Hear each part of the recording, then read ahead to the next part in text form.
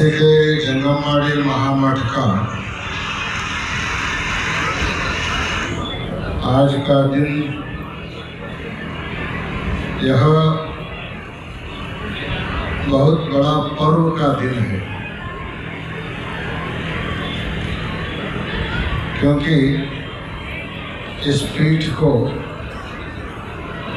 नूतन जगत गुरु प्राप्त हुए हैं। वो भी ऐसे जगत गुरु प्राप्त हुए हैं जैसे पहले जगत गुरु जी थे, ठीक वैसे के वैसे ही विद्वान, वैसे के वैसे ही भक्तों को प्रेम करने वाले, वैसे के वैसे ही क्रियाशील जगत गुरु इस पीठ को प्राप्त हुए हैं। इसीलिए यह पीठ के इतिहास में एक बहुत बड़ा पर्व का दिन है, अविस्मरणीय दिन है।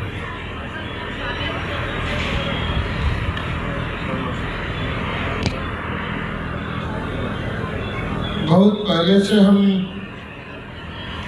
नूतन जगत गुरु महास्वामी जी को देखते आए हैं, इसीलिए यह बात हम बड़े ही विश्वास के साथ कह रहे हैं।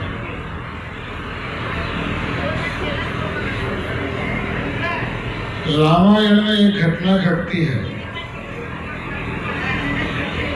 जब दशरथ महाराज आईने के सामने जा करके अपने मुंह को, अपने शरीर को देख रहे थे और सभा में जाने के लिए अलंकार कर रहे थे, उस समय उनको उनके मस्तक पर, सिर पर एक सफेद बाल दिखाई देता है। जैसे ही उनको सफेद बाल आईने में दिखाई दिया, तुरंत उन्होंने निर्णय किया अब बस करना है। श्री राम को पट्टाभिषेक करके ही छोड़ना है, तुरंत उन्होंने निर्णय कर लिया। जैसे दशरथ ने एक सफेद बाल दिखते ही उत्तराधिकार को पट्टाभिषेक के रूप में करने के लिए निर्णय किया, वैसे ही काशी जगत गुरु डॉक्टर चंद्रशेखर शिवाचार्य महास्वामी जी अपने आरोग्य में एक थोड़ा सा व्यत्यास, बहुत बड़ा नहीं, एक थोड़ा सा व्यत्यास दिखते ही उन्होंने निर्णय कर लिया अब बस करना है। किसी को पीठ को सौंपना है और हम विश्राम करना है और साहित्यिक सेवा करना है। यह जो निर्णय उन्होंने लिया, यह निर्णय केवल उनका निर्णय नहीं है, उनके इस निर्णय के साथ साथ बाकी पीठाचार्य भी समय आने पर इस तरह के निर्णय लेने के लिए यह एक प्रेरणा है।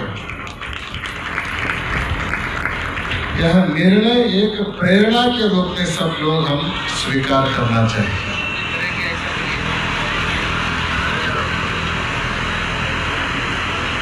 तुरंत उन्होंने ढूंढना शुरू किया किसको करना चाहिए,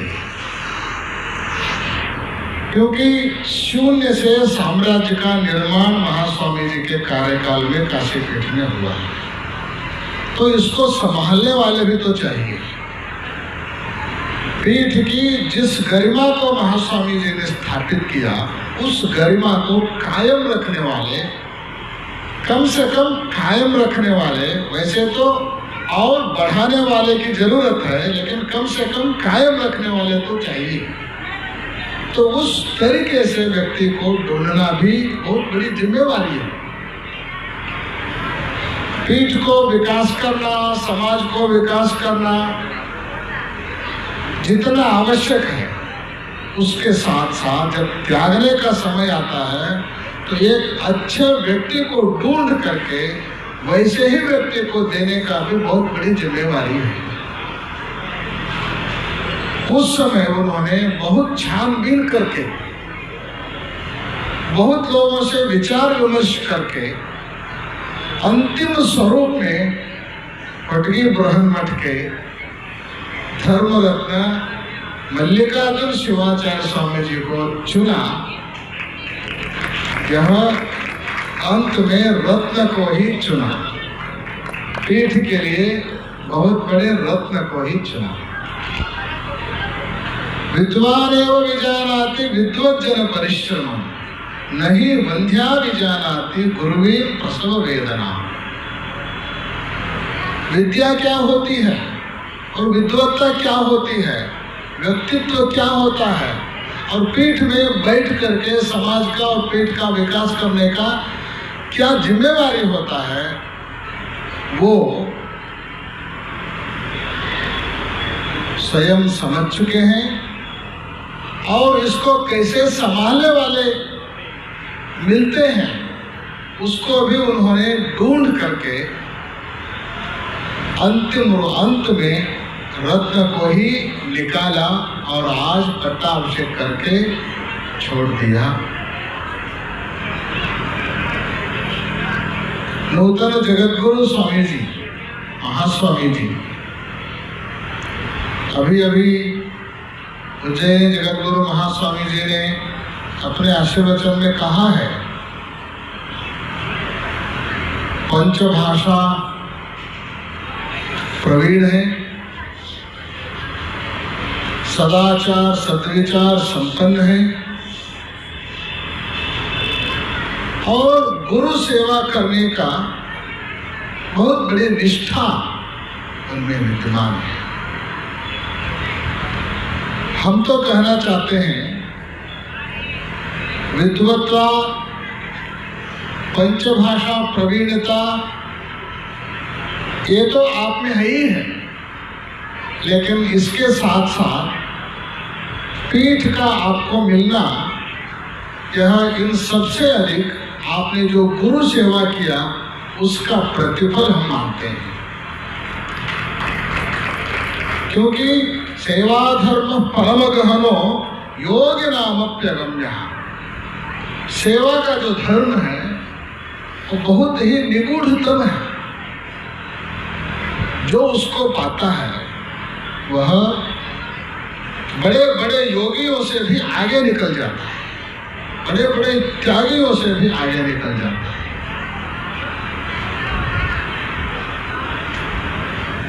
लिंगई के तपोरत्नम योगी राजेंद्र शिवाचार्य स्वामी जी बड़े ही तपस्वी रहे। जब वो पूजा में बैठते थे, महाराष्ट्र आदि अनेक प्रांतों से जो भक्त इनको पता है, एक एक दो दो घंटा नहीं,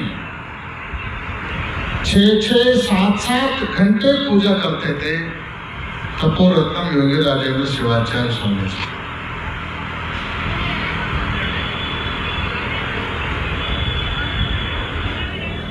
ब्रह्मापुरी पीठ के जगतगुरु वीर गंगाधर शिवाचार्य महास्वामी जी के लिंगई के होने के बाद उनके जैसे पूजा करने वाले कोई स्वामी जी थे तो वो तपोरत्नम योगी राजेंद्र शिवाचार्य स्वामी जी। उनकी सेवा इन्होंने बहुत निष्ठा से किया। उतना ही नहीं, बहुत गुस्सेली स्वभाव के भी थे। जो तपस्वी होते हैं प्रायः क्रोध का नियंत्रण नहीं कर सकते, तो वैसे तपोरत्नम योगी राजेंद्र शिवाचार्य स्वामी जी कभी कभी क्रोध भी किया करते थे। वो सारा क्रोध अपने शिष्य पर ही डालते थे। हमने बहुत बार सुना है उनके क्रोध को भी उन्होंने सहन किया, बड़े तितिक्षा से सहन किया। कभी भी हमने नहीं देखा एक बार भी एक बात भी प्रत्युत्तर के रूप में गुरु को नहीं दिया। जितने भी बोलते थे सब सहन करते थे, खुशी खुशी से सहन करते थे और पीछे भी नहीं हटते थे। पीछे भी नहीं हटना, गुस्सा भी नहीं करना और प्रत्युत्तर भी नहीं देना। गुरु के क्रोध को सहन करना भी एक बहुत बड़ी तपस्या है, बहुत बड़ी तपस्या है। उस तपस्या को नूतन जगत गुरु जी ने किया, उस तप का फल है आज काशी जगत गुरु महास्वामी जी उनको चुना, उनको चुना।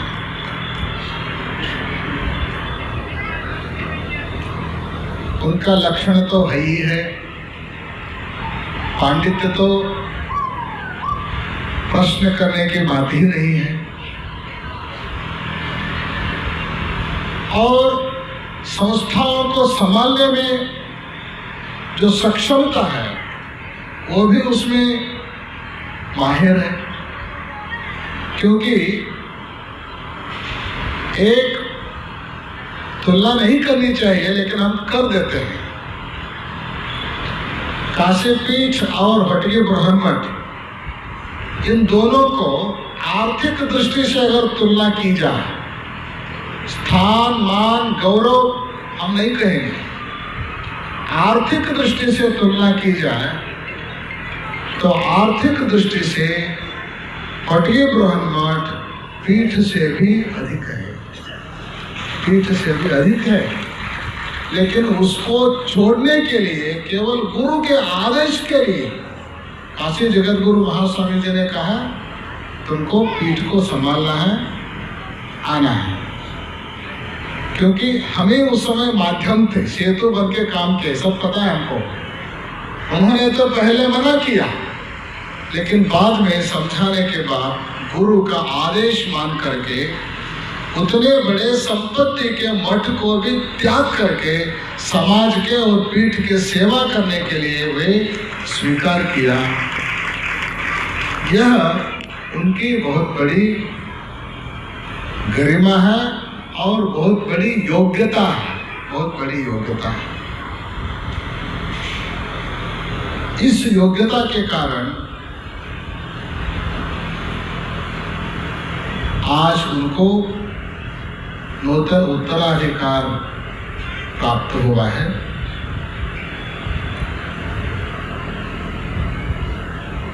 उपनिषदों में कहा गया है यमैव येष वृणते तेनैव स लभ्यः। भगवान जिसको मिलता है, किसको मिलता है? भगवान की प्राप्ति तो हर कोई करना चाहता है, भगवान तो सबके लिए चाहिए। दुनिया में ऐसा कोई व्यक्ति नहीं है जिसको भगवान न चाहे, सबके लिए भगवान चाहिए। किसी को सांसारिक पद पाने के लिए, किसी को सांसारिक संपत्ति पाने के लिए, किसी को मोक्ष पाने के लिए, किसी के लिए किसी न किसी उद्देश्य के आपूर्ति के लिए भगवान सबको चाहिए।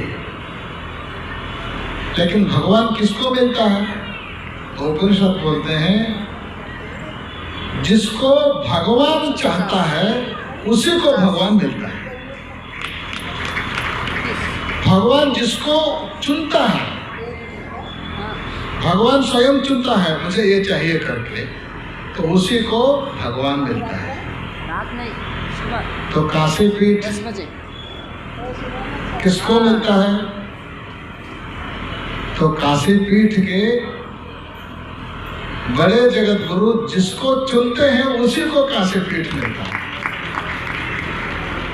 तो काशी जगत गुरु महास्वामी जी किसको चुनते हैं? जिसमें बहुत बड़ी योग्यता है, हर तरह की योग्यता जिसमें हो उसी को काशी जगत गुरु महास्वामी जी चुनते हैं। आज चुने गए हैं और चुनने के बाद